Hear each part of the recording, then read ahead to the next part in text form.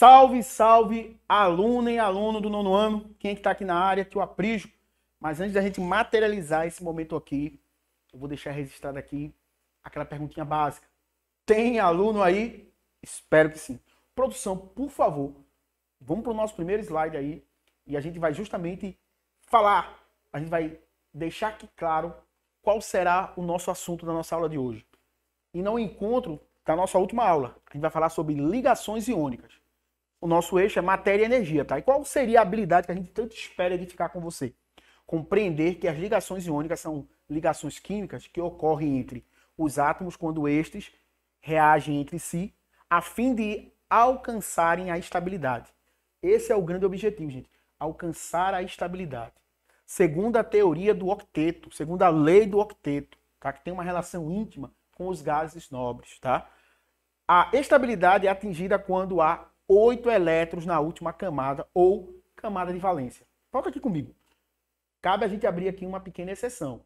Você vai ver que nem sempre essa regra ela é patente, ela é estanque, ela é determinista. Na sua regra geral, tem que ter 8 elétrons na sua camada de valência ou na sua última camada para justamente a gente atender a lei do octeto. Mas vai ter casos que a lei do dueto vai falar mais alto. A gente vai falar isso mais na frente, em outros momentos a gente vai poder fortalecer isso. Por favor, produção, para o nosso próximo slide. Eu queria fazer aqui uma pequena revisão, um pequeno flashback da nossa última aula. Que a gente falou sobre ligações químicas, na nossa aula introdutória, a gente falou que as ligações químicas ela podem ser intramoleculares, que é aquela que ocorre dentro da molécula. Está ocorrendo dentro da molécula, eu tenho lá uma espécie de molécula, seja no sentido desse intercâmbio, seja nesse sentido dessa separação dessas ligações. Se ocorrer dentro da molécula, eu posso dizer que eu estou diante de uma ligação intramolecular. Já quando ocorre de molécula para molécula, e essa espécie química ela permanece sendo a mesma, eu vou ter uma ligação que a gente chama de quê? Intramoleculares. E só para a gente reforçar, as ligações que a gente chama de intramoleculares são as ligações iônicas, covalentes e metálicas. Já as ligações que são chamadas de intermoleculares são as chamadas dipolo permanente, dipolo induzido e ligações de hidrogênio, que antigamente eram chamados de pontes de hidrogênio. Volta aqui comigo, produção.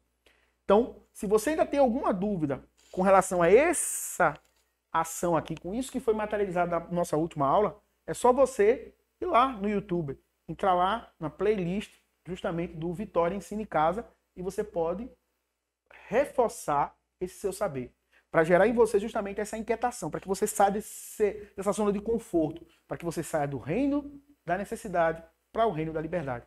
E você fazer diálogos com o teu saber, para aumentar o teu repertório intelectual.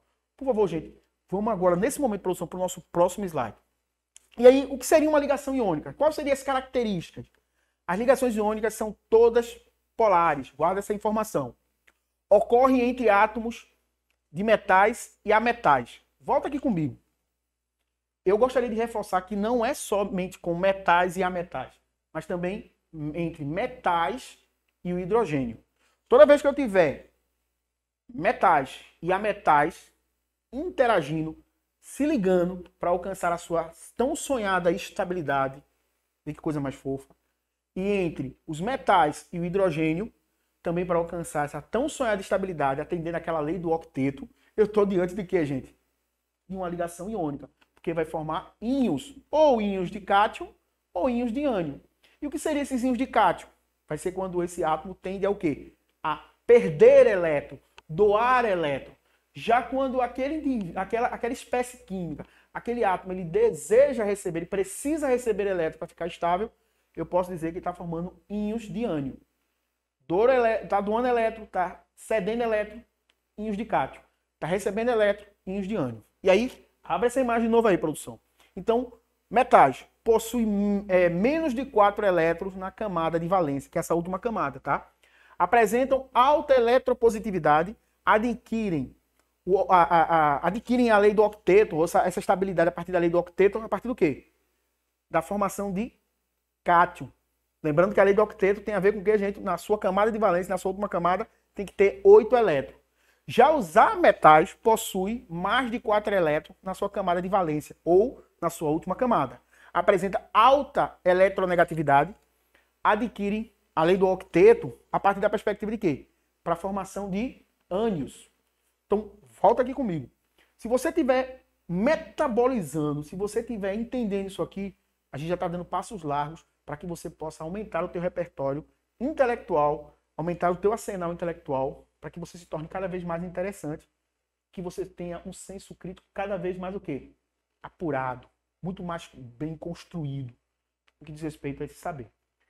Próximo slide, produção, para a gente não perder muito tempo. E aqui, eu queria chamar a atenção de vocês com relação aos níveis de energia, as camadas e o máximo de elétron que cada nível dessa energia tem, cada camada dessa tem. Então, no nível 1, que diz respeito à camada K, eu tenho que ter até 2 elétrons. Já no nível 2, na camada L, eu tenho que ter 8 elétrons.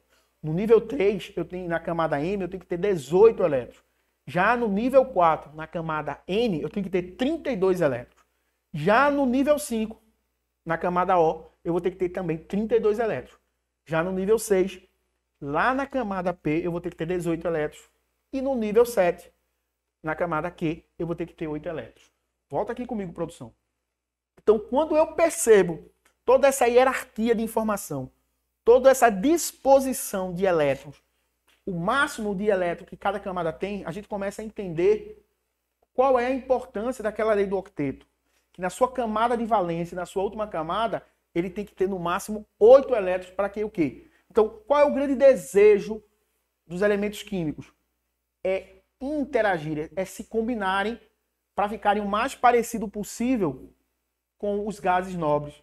Porque os gases nobres eles já estão devidamente estabilizados, eles estão devidamente estáveis. Chegaram num patamar da sua existência que está garantindo a ele essa ideia de estabilidade eletrônica, de manter eles com 8 elétrons na sua camada de valência, ou seja, na sua última camada. E aí vamos dar uma olhadinha mais ou menos como é que ocorre isso nos gases nobres e por que essa lei do octeto tem uma relação tão íntima com esse momento. Por favor, produção, vamos para o nosso próximo slide para que esse aluno possa vislumbrar. Abra essa imagem aí, por favor, produção, para que esse aluno possa ver. Então, se você vê aí, ó, o hélio, volta aqui comigo, produção, é muito importante. Veja que momento mais fofo, mais edificante para o nosso saber. Lembra da lei do octeto? Se você perceber, ó, o neônio, o argônio, o criptônio, o xenônio e o radônio, todos eles, na sua camada de valência, apresentam quantos elétrons, gente? 8 elétrons. Mas lembra que eu disse que existe uma exceção? O hélio. O hélio na sua camada de valência, porque ele também só tem uma camada, a camada K. E você vai ver que essa relação do hélio também vai ter uma relação muito íntima, essa informação, com o hidrogênio. E aí não se preocupe não, a gente vai falar um pouquinho mais sobre isso, sem querer dar spoiler, mas a gente vai aprofundar mais sobre isso. Mas eu quero chamar a atenção de vocês que existe uma exceção. Pode ter tanto a lei do octeto, como a lei do dueto. Então, fica essa dica, anota aí no teu, pega um caco de telha, pega teu carvão, pega teu pergaminho, pega o tijolo, anota, porque são informações que são relevantes e que vão com certeza ser importantíssimas em futuros momentos, em futuros requisitos. Na hora que o teu saber for requisitado, é importante você ter tudo isso fortalecido. É você gerar esse ambiente de transformação do teu saber a partir de você compreender isso de uma forma que seja o mais clara e o mais objetiva possível. Por favor, produção, nosso próximo slide. E aí, seguindo essa ideia da regra do octeto, eu tenho aqui, por exemplo, foca aqui comigo, por favor, produção. Eu tenho aqui do meu lado esquerdo um neônio. Se você ver na sua distribuição, na sua camada de valência, esses números aqui representam os números de elétron dele. Ele tem quantos elétrons? 8 elétrons. Está estável eletronicamente? Sim. Veja no caso aqui do sódio. O sódio na sua última camada de valência, ele está estável? Não. Sabe por quê, gente? Na sua camada de valência, ele só tem apenas um elétron. Mas se eu perguntar para você, gente, esse cara aqui, que ele é um metal alcalino, é melhor para ele ganhar ou perder elétron? No caso aqui, para que ele ficasse eletricamente estável, é melhor ele perder.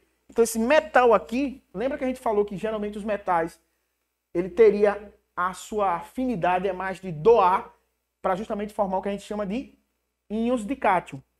Vê no caso aqui já do cloro, trazendo aqui o exemplo primeiro do argônio. O argônio aqui na sua última camada tem quantos elétrons também na sua camada de valência? Também 8 elétrons. Ele está o quê? Estável. Mas já veja o caso do cloro. O cloro não, ó. Ele está instável. E por estar instável, o que está acontecendo aqui? você percebe claramente que ele tem 7 elétrons. Eu pergunto para vocês, é mais fácil ele doar esses 7 ou receber um elétron para ficar atendendo a lei do octeto? É mais fácil ele receber. Eu queria lembrar para vocês que o cloro ele é um ametal. E os ametais tendem a o quê, gente? A receber elétron para se formar o quê? Íons de ânion. Vê que coisa legal. Vê como está o tempo todo isso dialogando e a gente começa a encaixar e entender. E lembrando que esse é um tipo de ligação, a ligação iônica, é uma ligação que a gente chama de intramolecular. Está ocorrendo dentro das moléculas. E aí você vai formar novas espécies químicas. Por favor, produção, vamos fortalecer essa informação para que esse nosso aluno não tenha dúvida. E aqui, só para que ninguém tenha dúvida, então eu tenho aqui ó, o sódio e tenho aqui o cloro. O sódio ele tem número... Abre a imagem aí, por favor, produção. Se você ver aqui, o número atômico, ou o número de próton, é igual a 11. Então, se esse átomo ele tiver eletricamente neutro, eu posso dizer, então, que o número de elétrons que ele tem também é 11. A mesma coisa acontece com o cloro, que tem número atômico 17. Se ele tiver eletricamente neutro, ou seja, a minha quantidade de próton, meu número atômico é igual ao número de elétrons, tem 17. Volta aqui de novo comigo. Então, aqui, eu tendo essas informações, já vai me ajudar muito a eu compreender como tudo isso vai ser processado. Lembra-se quando a gente está fazendo a distribuição eletrônica? Cada nível dessa aqui, camada K, L, M, vai ter uma quantidade específica de elétron para cada uma dessas camadas. Na camada de valência, no caso aqui, do sódio, eu vou ter quantos elétrons? Um elétron. Já no caso, no cloro, eu vou ter quantos elétrons na sua camada de valência, na sua última camada? Se você contar aqui, ó, você vai ter 8 elétrons. Se você perceber, o sódio é um metal. Ele tende ao quê? A doar elétron. Se ele doar um elétron, ele vai ficar na sua camada de valência com quantos elétrons? 8 elétrons. E ao ficar com 8 elétrons, ele vai atender a lei do octeto. Quando eu pego o cloro ele quer o quê? Ele quer receber um elétron. E aí, o fato dele receber um elétron, ele vai ficar na sua camada de valência também com quantos elétrons?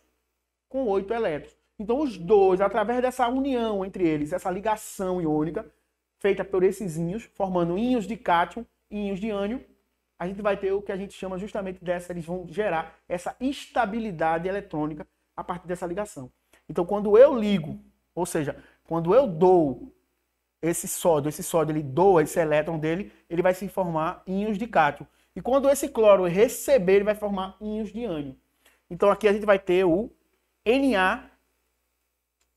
Cl-. Ou seja, formou aqui com o sódio íons de cátion e com o cloro íons de ânion. E aí vai formar o que a gente chama de cloreto de sódio, o famoso sal de cozinha. Eu espero que você possa, a partir dessas informações, fortalecer o teu saber com relação a essas ligações. E quero deixar bem claro para você, gente, isso aqui está à sua disposição para você visitar, para você rememorar e, acima de tudo, reverberar essas informações para justamente agregar valor ao teu saber. Por favor, produção, vamos para um outro exemplo para a gente fortalecer mais ainda, a gente gerar um ambiente mais favorável para esse saber. Agora eu já tenho aqui, no caso aqui, o magnésio. Quando eu pego aqui o magnésio, qual seria o número atômico dele? O número atômico do magnésio seria nada mais nada menos do que 12. E já o número atômico, no caso do flúor, seria 9. Então eu posso dizer, no caso aqui do flúor, que na sua última camada, ele vai ter aqui, desculpa, do magnésio, na sua última camada ele tem aqui 2 elétrons na sua camada de valência. O magnésio, tá certo, gente? Porque o magnésio é um metal alcalino terroso. Já o flúor, ele é um ametal. E na sua camada de valência, se você percebe aqui na sua última camada, ele apresenta 7 elétrons. Porque ele tem um número atômico quanto? Um átomo que está eletricamente neutro, no caso aqui do flúor, ele é eletricamente neutro, ele tem um número atômico igual a quanto? O número atômico dele é 9. E, consequentemente, se ele estiver eletricamente neutro, a gente pode dizer que seu número de elétrons também é 9. E quando a gente faz a distribuição eletrônica, a gente vê que na sua camada de valência ele vai ter quantos elétrons? Se você contar aqui, ele tem 7 elétrons. Mas aí que tem uma coisa. Espera aí. O magnésio, ele está querendo doar quantos elétrons? 2. E o flúor está querendo receber quantos elétrons? 1. Alguma coisa não vai bater aqui. O magnésio quer doar 2, mas o flúor só precisa de 1. Então, na verdade, nesse caso aqui, eu não vou... Nessa ligação, eu não posso ter a participação apenas de um átomo de flúor. Eu vou ter que ter a participação de 2 átomos de flúor. Por quê? Porque o magnésio ele quer doar 2 elétrons. Mas para que isso ocorra, já que cada um desses flúor aqui só precisa de um elétron, cada um vai receber um respectivo elétron que está sendo doado por esse átomo de magnésio. E aí vai ocorrer isso aqui, ó. Você vai ter a formação, quando ele doa esses 2 elétrons, vai formar o que a gente chama de Mg2+. Porque formou cátions. E aqui vai se formar, no caso aqui seria, se a gente tivesse representado aqui, seria -1 e -1. E aqui, gente, se a gente perceber aqui, vou pedir para que a gente visualize aqui esse movimento. Esse cara aqui, o magnésio, ele quer doar 1 elétron. Mas esse cara aqui, o magnésio, ele quer doar, desculpa, gente, 2 elétrons. Mas esse flúor aqui, ele só quer receber 1 elétron. Vai ser possível gerar essa estabilidade, porque lembra, gente, o que a lei do octeto quer? A partir do momento que o magnésio ele doa esses 2 elétrons, ele vai ter na sua última camada quantos elétrons, gente? 8 elétrons. Quando o flúor ele receber um desses elétrons, que lembra que são 2, mas se ele receber um, ele vai ficar com 8 elétrons. Também ele vai atender a lei do octeto. Para alcançar essa estabilidade, que é tanto desejada pelo magnésio, ele pode só interagir com o flúor? Não. Ele vai ter que interagir pelo menos com o outro flúor. Então, por favor, produção, vamos para o nosso próximo slide, para poder a gente visualizar. Então, a partir do momento que ele interage com esses 2 flúor, ou seja, ele vai doar 1 elétron para esse flúor aqui, consequentemente, o fato que ele doa 1 elétron para cá e doa um outro elétron para esse outro átomo de flúor, os 2 átomos de flúor ficaram na sua camada de valência com 8 elétrons. E o fato dele ter doado esses 2 elétrons faz também com que ele, na sua última camada, ele apresente quantos elétrons, gente? 8 elétrons, atendendo a lei do octeto. E aí vai formar exatamente essa outra molécula aqui. Por favor, produção. Vamos para o nosso próximo momento. Vai formar o que a gente chama de fluoreto de magnésio, que é o MgF2. Ou seja, vai ter a formação de um átomo de magnésio se combinando com 2 átomos de flúor. Porque eu vou precisar de 2 átomos de flúor para cada um receber um elétron dos 2 elétrons que tem como interesse de ser doado pelo magnésio, formando o fluoreto de magnésio. Perfeito? Por favor, produção, vamos agora para um momento extremamente importante, para o nosso próximo slide, que é o momento você precisa saber. Então, dito isso, por favor, produção, nosso próximo slide, para que a gente não possa perder tempo. A gente vai falar sobre hipertensão arterial versus sal, o cloreto de sódio. Já que a gente falou justamente das ligações iônicas, nada melhor do que a gente falar do cloreto de sódio, né? Falar do sal de cozinha. Queria lembrar para vocês, gente, na última aula também da gente, falou também um pouquinho do aspecto histórico. Mas eu queria hoje abordar o aspecto que diz respeito à saúde, principalmente a questão que envolve saúde pública. Um problema que é seríssimo aqui no Brasil, que é o problema da hipertensão arterial. E a hipertensão arterial tem a ver com a tua alimentação, tem a ver com teus hábitos de saúde, tua capacidade de cuidar de você mesmo, de cuidar do teu corpo, de cuidar da tua alimentação. Um dos fatores que agrave muito o problema da hipertensão arterial no Brasil, que vão gerar problemas cardíacos, problemas até mesmo de derrame, tanto isquêmico como hemorrágico, tem a ver com o sal. E aí você pode estar se perguntando, mas por que, Aprígio, o sal ele faz com que a gente tenha problemas a longo e a médio e a longo prazo de saúde? Porque o sal, gente, ele é um agente químico, ela é uma substância que é muito usado como conservante, é muito usado para fazer com que os alimentos fiquem mais palatáveis, fiquem mais agradáveis. Só que ele causa problemas seríssimos no sentido do uso indiscriminado, o uso exagerado. Em média, é recomendado que a gente use em média somente 2 gramas por dia do sódio. Geralmente, nós consumimos muito mais, porque a maioria dos alimentos tem na sua composição sódio. Faz um teste, pega um biscoito, pega um macarrão, pega alguns alimentos da tua casa, dá uma olhadinha lá na embalagem, vê quanto tem de sódio. Se a gente for fazer aqui uma conta muito simples, só no teu dia a dia, por causa dos alimentos que a gente consome, a gente vai ter um consumo muito maior do que a gente precisaria de sódio. O sódio é importantíssimo, gente. Ele tem uma função como eletrólitos, uma função importantíssima, por exemplo, a gente pode dizer claramente no sentido de um sal mineral importantíssimo para o nosso controle hídrico, para o bom funcionamento das nossas sinapses nervosas. Tem funções maravilhosas, mas ele também pode ser nocivo. Por quê, gente? O sal ele tem uma característica a partir da ideia da osmose. E o que seria a osmose? É que a água sempre tende a sair de um ambiente mais concentrado para um ambiente menos concentrado. Sair de um ambiente que está mais, que a gente chama de hipertônico, para um ambiente mais hipotônico. Onde um ambiente que está muito concentrado, a água tende a ir para esse local. A água, naturalmente, ela faz isso por osmose.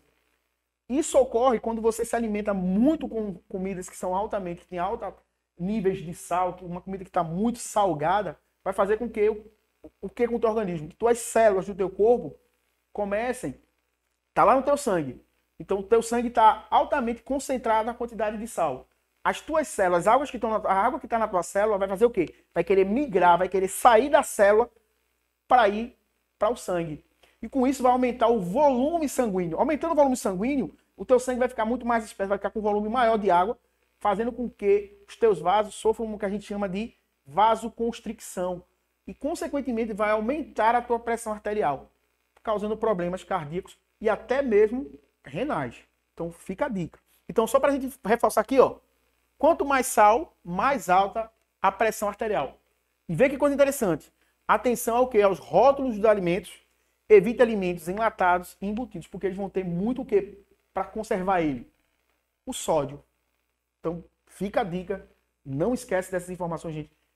Quer pensar em saúde, quer pensar em qualidade de vida, pensa que você é aquilo que come. Como diria Paracelso, qual é a diferença entre remédio e veneno? A sua quantidade, gente. Pode ter certeza. O brasileiro consome sal em excesso. E por incrível que pareça, os jovens, os adolescentes, hoje no Brasil, são os maiores consumidores de sal. E isso é muito preocupante, porque o jovem de hoje será o idoso de amanhã. Então, presta atenção nessa dica.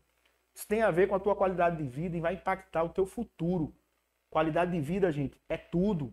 Faz com que a gente tenha um ambiente favorável de transformação, não só para mim, mas principalmente para quem você ama. Cuidar da tua saúde, cuidar de você, você também está cuidando de quem você ama. Porque com certeza as pessoas que amam você querem que você tenha uma vida muito longeva, que você viva muito tempo.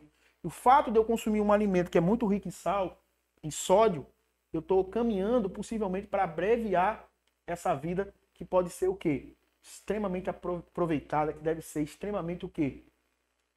Valorizada. Cuidar da minha saúde é valorizar a minha vida e a vida de quem eu amo. Por favor, produção, vamos para o nosso próximo slide, que é só um pequeno resumo das ligações iônicas. Então, quais são as características? Toda substância iônica é sólida e forma um retículo cristalino. Nas condições ambientais, os pontos de fusão e de ebulição são altos. As substâncias iônicas conduzem corrente elétrica quando fundidas ou dissolvidas em água, sendo solúvel em solventes polares. Então, essas informações também são extremamente importantes para a gente entender as características das ligações iônicas. Perfeito? E lembre-se, ela é sempre feita entre metais e ametais, ou entre metais e hidrogênio. Vai formar íons de cátio e íons de ânion. Simples assim, muito tranquilo, muito fofinho, muito cuticute. Vamos para as nossas referências bibliográficas, por favor, produção, para que a gente possa... Abra essa imagem aí, produção. Volta aqui comigo de novo, produção. E aí eu gostaria de registrar aqui com letras garrafais. E eu vou, já que a gente está com um pequeno tempinho sobrando, antes de finalizar propriamente dita a minha aula, eu queria chamar a atenção de vocês que todo esse gasto de energia é para você. E eu gostaria aqui de trazer à luz a guisa de Rubem Alves, quando ele diz: ostra feliz não faz ostra. Dito isso, eu finalizo com aquela máxima que é quase um mantra. Nós não viemos aqui para construir muros, mas sim para construir pontes. Um cheirão. Tchau, tchau. Tchau, tchau.